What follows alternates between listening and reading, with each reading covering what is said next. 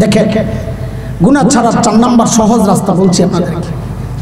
প্রত্যেকটা মানুষ গুনাহ করে, সাধারণত 2টা বিষয় তাকে গুনাহ করতে উৎসাহিত করে। 2টা বিষয়। এক, একাকিত্ব। যখন সে একা হয়, এই একাকিত্ব অবস্থাটাই তাকে গুনাহ করতে উৎসাহিত করে। তুমি একা যেমন চাই করো। আল্লাহ তাআলা তার এই ভাবনার বিরুদ্ধে আল্লাহ জবাব দিচ্ছেন, ওহুয়া মাআকুম আইনামা কুনতুম। কিসের তুই একা? তুই নিজেকে একা মনে করলেও আমি তোকে একা রাখি নাই বান্দা, আমি আছি তোর সাথে। 2, যেই ভাবনা তাকে গুনাহ করতে উৎসাহিত করে সেটা হচ্ছে সে যখন বুঝে যে আমাকে কেউ চেনে না, আমাকে কেউ দেখে না, তখনও সে গুনাহ করতে উৎসাহিত হয়। এই ভাবনার বিরুদ্ধে আল্লাহ জবাব দিচ্ছেন, আলাম ইয়ালাম বিআন্নাল্লাহ ইয়ারা। ও জানেন আমি তাকায় আছি, দেখে না মানে? এখন আমার সাথে সাথে আপনারা আমাকে একটু সাপোর্ট করেন, মানে আমাকে একটু যুক্ত থাকেন, আমাকে জবাব দিয়ে তো বুঝাইতে সহজ হবে। বলেন, আমরা যখন গুনাহ করতে আগাইতে থাকি তখন আমাদেরকে কে দেখে? সবাই বলেন হ্যাঁ। আপনাদের জবাব ঠিক আছে, তবে আমি এই জায়গায় আল্লাহর জায়গায় ভিন্ন একটা শব্দ, আল্লাহ বুঝায় এমন একটা শব্দ বুঝাতে চাই। তাইলে আয়াত যেটা আমি পড়ব তার দলিল হিসাবে, প্রমাণ হিসাবে ওই আয়াতের সাথে মিলবে। বলেন, আমাদেরকে কে দেখেন? এখন থেকে বলবেন রব্বে কারীম। বলেন বলেন সবাই বলেন, কে? রব্বে কারীম। বলেন, আমরা যখন গুনাহ করতে আগাই আমাদের দিকে কে তাকায় থাকে? কে তাকায় থাকে? এক, শুধু তাকায় থাকেন না, সন্তান গুনাহ করলে, অপরাধ করলে বাবা মা যখন ডাকে, মুরব্বী ডাক দেয় গুনাহ করো না, ঠিক আমি আপনি যখন গুনাহ করতে আগাই তখন রব্বে কারীম শুধু তাকায় থাকেন না, আমাকে আপনাকে ডাকতে থাকেন, এই গুনাহ তুই কেন করছিস, এভাবে ডাকতে থাকেন। তো বলেন, আমরা গুনাহ করলে কে তাকায় থাকেন? তিনি কি করেন? কি করেন? কোরআনের কথা আল্লাহ বলেন, সূরা ইনফিতারে আসছে, আম্মা পারা, ইয়া আইয়ুহাল ইনসান মা গাররাকা বিরাব্বিকাল কারীম।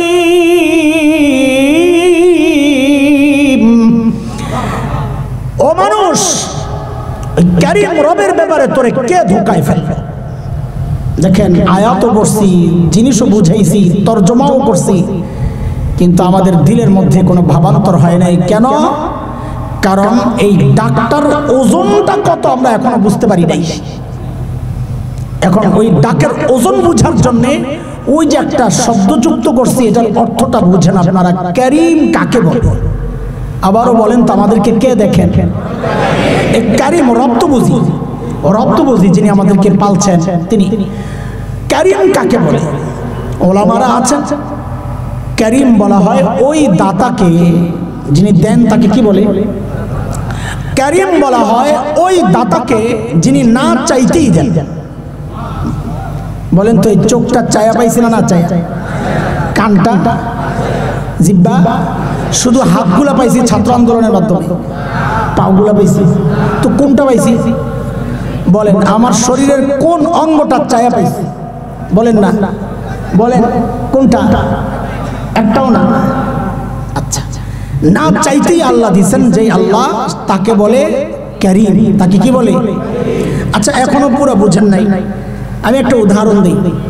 আল্লাহ ছাড়া, রাসূল ছাড়া আমাদেরকে সবচাইতে বেশি ভালোবাসেন এমন একজনের নাম বলেন তো? জোরে বলেন না। আরে মার নাম বলবেন এইভাবে কেন বলেন? একটু মন খুইলা, দিল খুইলা, প্রাণ খুইলা বলেন না। আরে বলতেও তো মজা লাগে, শুনতেও তো মজা লাগে। এটা যে কত মজা, মা মারা গেলে বুঝবা। আরে মার দিলে যে আল্লাহ কত মমতার ভালোবাসা, মায়া, মমতার মহাব্বত দিয়েছেন, এটা মা আর আল্লাহ ছাড়া দুনিয়ার কেউ জানে না, বুঝাইতেও পারবে না। আমি বাচ্চাদেরকে মাঝে মাঝে বোঝানোর জন্য বলি, আরে যুবকরা শোন, যাদের মা আছে, বাবা আছে, শোন, মাঝে মাঝে বলি, এই মা চিনো? মা মা কি চিনো? মা ওই মানুষ, ঘরে খাবার আছে অল্প, মা জানেন যদি আমি খাই আমার বাচ্চারা পেট পুরে খেতে পারবে না, ওদের ক্ষুধা থেকে যাবে। মা ওই মানুষ, ওই মুহূর্তে একটা নাটক করে বসবেন, আমার বমি বমি লাগতেছে, আমি খাবো না, তোরা খায়া নে, অথচ দেখো ক্ষুধায় পেট জ্বলতেছে।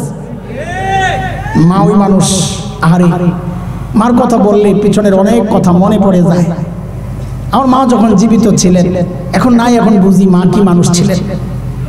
মাহফিল শেষে বাসায় যখন ঢুকি আমরা গভীর রাত অথবা শেষ রাত, প্রায় আমার বাসা 9 তলায়, রাস্তা সোজা একদম, আমি গলিতে ঢুকি সায়েন্স ল্যাবরেটরি 11 রোড, তো ওখানে একদম ঢুকলেই 9 তলা দেখা যায়, আমার বাসার জানালা দেখা যায়।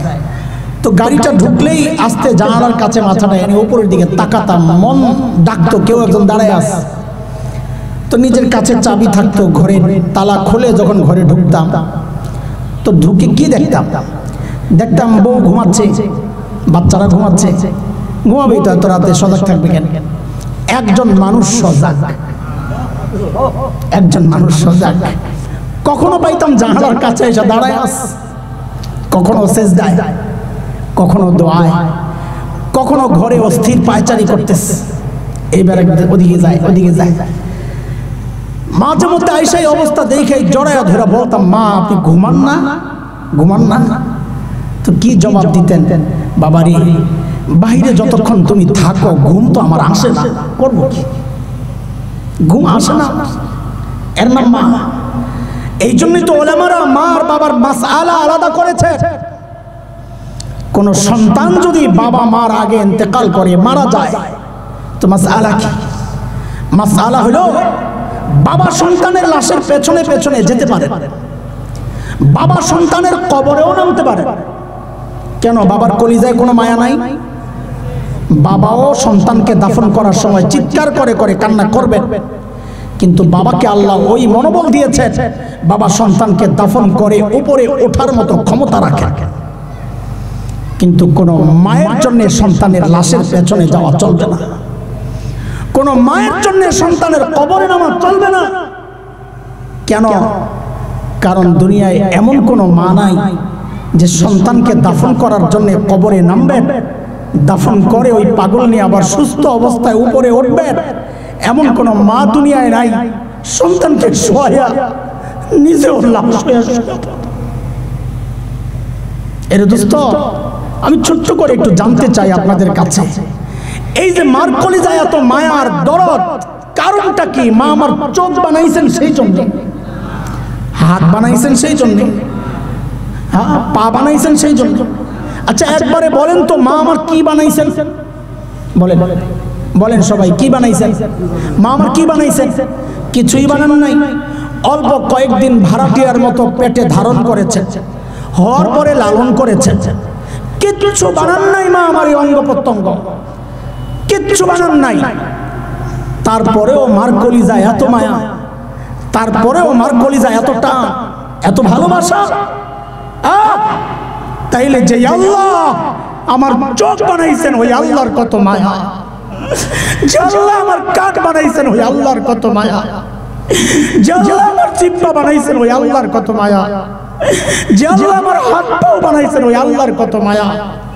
আরে জালিম, মালিকের কত মায়া তুমি কি বুঝো না? আমি আর তুমি যখন দরজা জানালা বন্ধ করে গুনাহ করি, ঘরের ভেতরে গুনাহ চলছে, কেউ দেখে না, ওই গুনাহ অবস্থায় আমার মালিক দরজার নিচে দিয়া বাতাস আর অক্সিজেন পাঠায়া দেন যেন আমি মইরা না যাই।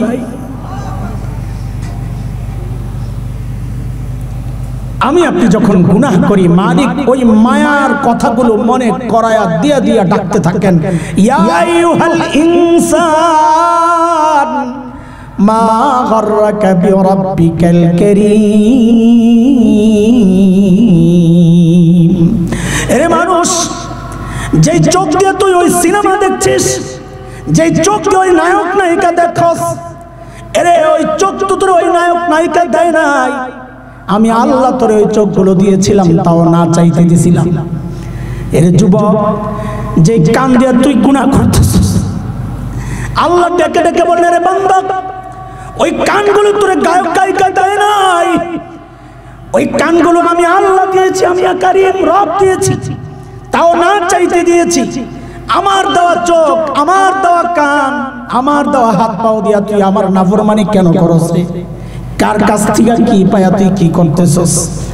বান্দা যদি প্রশ্ন করে মালিক করিম রব তো ওই সত্তাকে বলে যিনি না চাইতে দেন, আপনি না চাইতে কি দিয়েছেন? আল্লাহ পরের আয়াতেই যেন জবাব দিচ্ছেন, এর জালিম, না চাইতে কি দিয়েছি তুই নিজের চেহারাটার দিকে একটু তাকায়া দেখ। আল্লাযী খালাকাকা ফাসাওয়াকা ফাআদালাক ফি আই সূরাতিন মা শাআ রাক্কাবাক। এরে বান্দা, তোর মতো সুন্দর করে আমি দুনিয়ার কাউরে বানাই নাই। আল্লাহ ডাকানোর জন্য বলতে থাকে, এরে আমার বান্দা, তুই তোর সন্তানের সামনে গুনাহ করস না, তুই তোর মা বাবার সামনে গুনাহ করস না, তাকায়া থাকলে, মুরব্বি তাকায়া থাকলে গুনাহ করস না। আর আমি আল্লাহ ডেকে ডেকে বলছি, আমি তাকায়া তাকায়া তোরে ডাকতেছি, কিরে বান্দা, তোর দিলে বুঝি আমার দাম বুঝি তোর সন্তানের চেয়ে কমে গেল? ওরা তাকাইলে তুই গুনাহ করস না, আর আমি তাকায়া তাকায়া ডাকি তাও তুই থামস না। আমার দাম বুঝি তোর বাবা মার চেয়ে কমে গেল, আমার দাম বুঝি তোর সন্তানের চেয়ে কমে গেল, আমার দাম বুঝি তোর শ্বশুর শাশুড়ির চেয়ে কমে গেল। কেন রে কেন রে? মা গাররাকা বিরাব্বিকাল কারীম। কার কাছ থেকে কি পায়া তুই আমারে ভুলে গেলি বান্দা? খবর তো নাই আমি আপনি যতটা গুনাহ করি আমার কারীম রব ততটা ডাক দেন, মা গাররাকা বিরাব্বিকাল কারীম। কেন তুই আমারে ভুলে গেলি বল? যুবক ভাই আমার, বোন, গুনাহ করার সময় যদি এই চিন্তাটা দিলের দিমাগের মধ্যে যদি বসাইতে পারো, তো গুনার সময় দেখবা ওই দিল বলতে থাকবে, আরে গুনাহ আমি কেমনে করব? কারীম রব তো তাকায় রয়েছে, শুধু তাকায় রন নাই, ডাকতেছে, কেমনে গুনাহ করি? এই অনুভূতিটা বসানো গেলে তো গুনাহ ছেড়ে দেওয়া দেখবেন সহজ হয়ে যাবে ইনশাআল্লাহ। ছাড়বো গুনাহ ইনশাআল্লাহ, ছাড়বো গুনাহ, বলেন ছাড়বো গুনাহ ইনশাআল্লাহ। তো পিছনের পড়া শোনায়া দেন, কেন ছাড়বো? আল্লাহকে রাজি রাখার জন্য। কেন রাখবো? যেন মৃত্যুর সময় আল্লাহ ডেকে বলেন, ইয়া আইয়াতুহান নাফসুল মুতমাইন্নাহ ইরজিই ইলা রাব্বিক রাদিয়াতান মারদিয়াহ ফাদখুলি ফি ইবাদি ওয়াদখুলি জান্নাতি।